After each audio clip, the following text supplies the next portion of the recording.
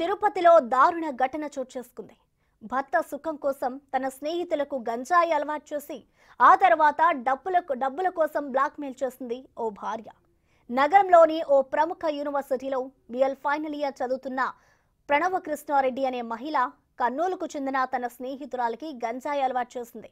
తరచూ తన ఇంటికి తీసుకెళ్లి తినే బిర్యానీలో గంజాయి కలిపి పెట్టి అలవాటు చేసింది.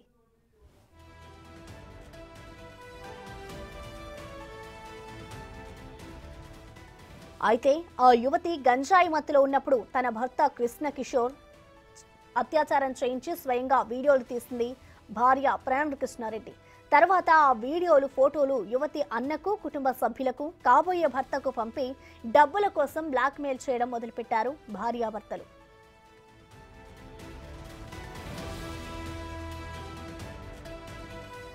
వారి వేధింపులు ఎక్కువ కావడంతో ఎంఆర్పల్లి పోలీసులను ఆశ్రయించింది బాధితురాలు.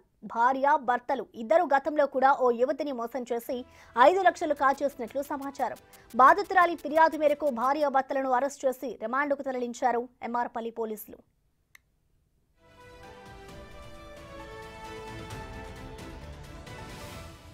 దీనిపై మరింత సమాచారాన్ని మా ప్రతినిధి దామోదర్ అందిస్తారు. దామోదర్, చెప్పండి, ఈ ఘటనకు సంబంధించిన డీటెయిల్స్ ఎలా ఉన్నాయి దామోదర్?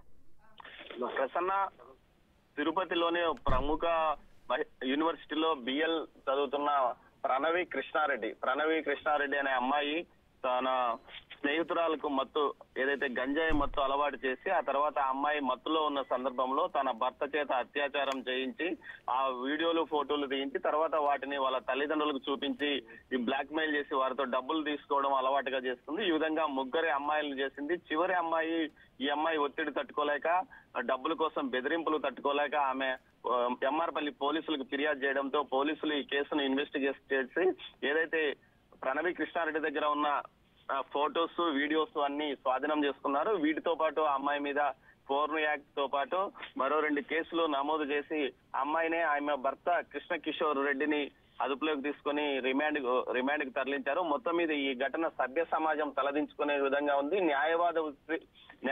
న్యాయవాద వృత్తికి సంబంధించిన కోర్సు చదువుతున్న అమ్మాయి ఈ విధంగా దిగజారిపోయి డబ్బుల కోసం సొంత స్నేహితురాలనే మీదనే ఇట్లా ప్రయోగం చేయడాన్ని అందరూ తీవ్రంగా నిరసిస్తున్నారు. ఈ విషయం ఆ యూనివర్సిటీలో తెలియడంతో ఆమెను సస్పెండ్ చేస్తూ ఇప్పటికే యూనివర్సిటీ అధికారులు ఒక నిర్ణయం తీసుకున్న నేపథ్యం. మొత్తం మీద ఈ ఘటన తిరుపతి నగరంలో సంచలనం కలిగించింది. అయితే పోలీసులు బాధితుల యొక్క వివరాలు బయటకు తెలియజేయకూడదని రహస్యంగా ఈ విషయాన్ని ఉంచారు.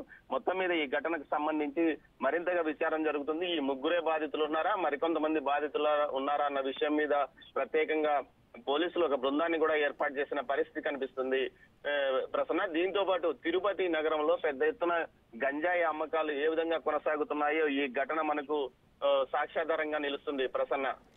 Thank you Damodar.